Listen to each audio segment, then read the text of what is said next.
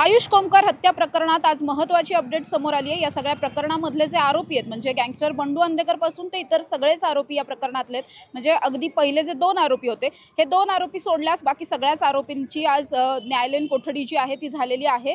आज सगळ्या आरोपींची PCR संपणार होती, त्यामुळे आजच्या तारखेला पुन्हा एकदा सुनावणीसाठी या सगळ्यांनाच न्यायालयामध्ये हजर केलं गेलं आणि जो काही युक्तिवाद झाला या युक्तिवादाच्या नंतर आता बंडू अंदेकर सह इतर सगळेच जे या प्रकरणामधले आरोपी आहेत यांचा MCR झालाय। आधीचे जे 2 होते त्यांचा या आधीच MCR झाला, म्हणजे न्यायालयीन कोठडी झाली आहे। त्यामुळे आता या सगळ्याच आरोपींसाठी जामिनाचा मार्ग मोकळा झालाय। दुसरीकडे त्याचबरोबर हे सगळे जे आरोपी आहेत या आरोपींची रवानगी आता कोल्हापूर मधील तुरुंगामध्ये केली जाणार आहे। मुळातच हे सगळे जे आरोपी आहेत ते जरी पुणे बेस हा सगळा गुन्हा असला तरी सुद्धा पुण्यातल्या येरवडा कारागृहामध्ये न ठेवता कोल्हापूर कारागृहामध्ये या सगळ्याच आरोपींना ठेवलं जाणार आहे। आजच्या या संपूर्ण युक्तिवादात नेमकं काय काय घडलंय याविषयी आपण बोलणार आहोत। आज जो काही युक्तिवाद झाला यामध्ये तपास अधिकारी असतील किंवा मग सरकारी वकील असतील यांच्याकडून पूर्वीचे जे काही ग्राउंड्स होते त्याच ग्राउंडवरती आज पुन्हा सुद्धा नव्याने आजचा सगळा युक्तिवाद झालेला पाहायला मिळाला। पहिली गोष्ट म्हणजे जे मर्डर वेपन आहे या वेपनसाठी पैसे कुठून आणले वगैरे, ट्रान्झिशन कुठून केलं, अशा पद्धतीचे काही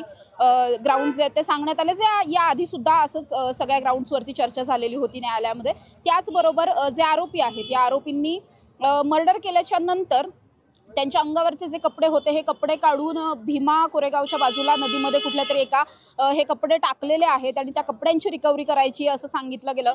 त्याचबरोबर आजच्या सुनावणीतला मुख्य एक मुद्दा असा होता तो म्हणजे या सगळ्या ज्या ठिकाणी बंडू अंदेकर स्वतः राहिलाय त्या परिसरामध्ये मोठ्या प्रमाणात CCTV कॅमेरे बसवलेले आहेत। या कॅमेऱ्यांचा ॲक्सेस जो आहे तो या अंदेकर कुटुंबाकडे आहे। त्यांच्या घरामध्ये या सगळ्याचं रेकॉर्डिंग जे आहे ते त्यांच्याकडे आहे थोडक्यात। तर मग हे जे काही रेकॉर्डिंग आहे बरंचसं यातलं रेकॉर्डिंग म्हणजे CCTV फुटेजेस डिलीट केले गेलेले आहेत। कदाचित हे सगळे फुटेजेस थेटपणे आयुष कोमकर हत्या प्रकरणातले पुरावे असू शकतात, त्याच्याशी थेट कनेक्शन असू शकतं या सगळ्याचं, त्यामुळे हे सगळं डिलीट केलं गेलंय असा सुद्धा आरोप जो आहे तो पोलिसांनी केलेला पाहायला मिळतो। त्यामुळे ते सुद्धा रिकव्हर करायचंय असं म्हटलं गेलं।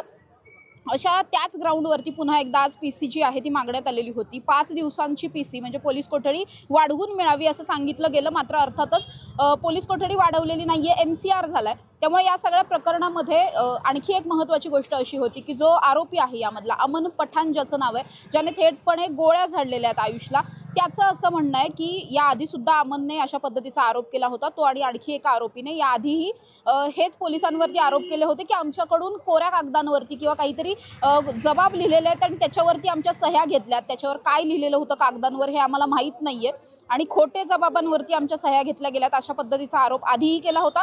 आजही तशाच पद्धतीचा आरोप केला गेला की कागदांवरती आमच्या सह्या घेतल्या गेल्यात।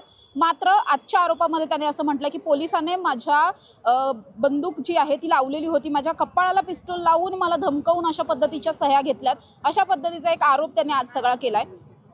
त्यानंतर या सगळ्या प्रकरणामधले जे आरोपींचे वकील आहेत या आरोपीच्या वकिलांकडून सुद्धा असं म्हटलं गेलंय की आता या सगळ्या ग्राउंड्सवरती जो काही पोलिसांकडून PC मागितली जाते त्याच सगळ्या ग्राउंडवर या आधी सुद्धा PC मागितलेली होती। पोलिसांच्या तपासात नवीन असं काहीही सापडलेलं नाहीये किंवा काही रिकव्हरी डिस्कव्हरी असं काहीच नाहीये, जे काही आहे ते या आधीच सगळं सापडलंय। त्यामुळे पुन्हा पुन्हा त्याच ग्राउंडवरती PC जी आहे ती मिळू शकत नाही, त्यामुळे मग MCR केला जावा। मुळात या सगळ्या प्रकरणामधल्या ज्या महिला आरोपी आहेत त्यांचा ऑलरेडी MCR झालेला आहे, केवळ पुरुष आरोपी बाकी होते, त्यामुळे या प्रकरणात त्यांचा सुद्धा MCR व्हावा। आता जो काही तपास बाकी आहे यामध्ये केवळ असा तपास आहे जो तांत्रिकदृष्ट्या करायचा तपास आहे आणि या तांत्रिक तपासासाठी प्रत्यक्ष सगळे आरोपी पोलीस कोठडीतच असायला हवेत असं काही नाहीये। त्यामुळे हा सगळा तपास जरी हे आरोपी तिथे नसतील तरी सुद्धा होऊ शकतो, तांत्रिक तपास असल्यामुळे तो कुठूनही होऊ शकतो। अशा सगळ्यावरती सरकारी वकिलांनी जे आहे ते युक्तिवाद केला आणि त्याच्यानंतर आता आपण बघतोय की या सगळ्याच आरोपींचा MCR झालाय, म्हणजेच न्यायालयीन कोठडी मिळाली आहे। मात्र जरीही न्यायालयीन कोठडी मिळालेली असली तरी सुद्धा सगळ्यात महत्त्वाचा प्रश्न असा की न्यायालयीन कोठडी मिळाल्याच्या नंतर हे सगळेच जण आता जामिनासाठी अर्ज करणार का? जामिनाचा अर्ज मार्ग मोकळा झालाय, त्यामुळे जामिनाचा अर्ज जर केला तर जामीन मिळेल का? हा सगळ्यात महत्त्वाचा विषय आज होता। मात्र जे काही सरकारी वकिलांकडून झालेला युक्तिवाद होता आणि त्याच्यानंतर आरोपीच्या वकिलांनी जो काही युक्तिवाद केला आणि त्यानंतर आम्ही सुद्धा आरोपीच्या वकिलांशी जेव्हा बोललो तेव्हा आरोपीच्या वकिलांचं असं म्हणणं आहे की या प्रकरणामध्ये आम्ही अजून तरी लगेच आत्ताच्या घडीला तरी कुठल्याही पद्धतीचा जामीन अर्ज करणार नाही आहोत।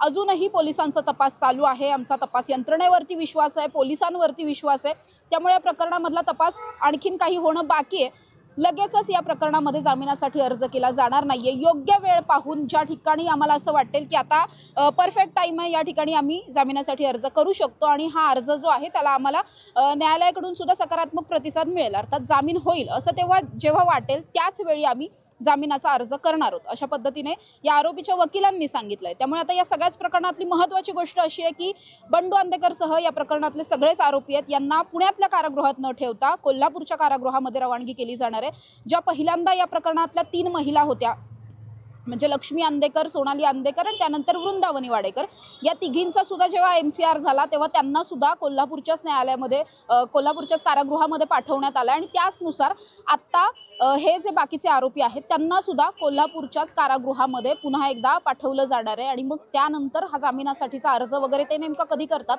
हे सगळंच पाहणं महत्त्वाचं असणार आहे। त्यामुळे आजचा जो काही युक्तिवाद झाला या युक्तिवादात विशेष असं फारसं काही घडलेलं नाहीये, मात्र विशेष गोष्ट एकच आहे ती म्हणजे या सगळ्या आरोपींचा MCR झालाय। त्यामुळे आता जामिनासाठी अर्ज कधी केला जातो आणि बाकी या सगळ्या पोलिसांच्या तपासातून नेमकं काय काय समोर येतं हे पाहणं महत्त्वाचं असणार आहे। कॅमेरा पर्सन निलेश सह समृद्धी जाधव, टॉप न्यूज मराठी, पुणे। आदिशक्ती तू जयोस्तुते, आदिशक्ती तू जयोस्तुते। सामाजिक, सांस्कृतिक, वैद्यकीय, राजकीय, शैक्षणिक, औद्योगिक आदी विविध क्षेत्रातील महिला आज आघाडीवर आहेत। शारदीय नवरात्रोत्सवानिमित्त टॉप न्यूज मराठीवर पहा आधुनिक युगातल्या नवदुर्गांच्या मुलाखतींचा विशेष कार्यक्रम आदिशक्ती तू जयोस्तुते।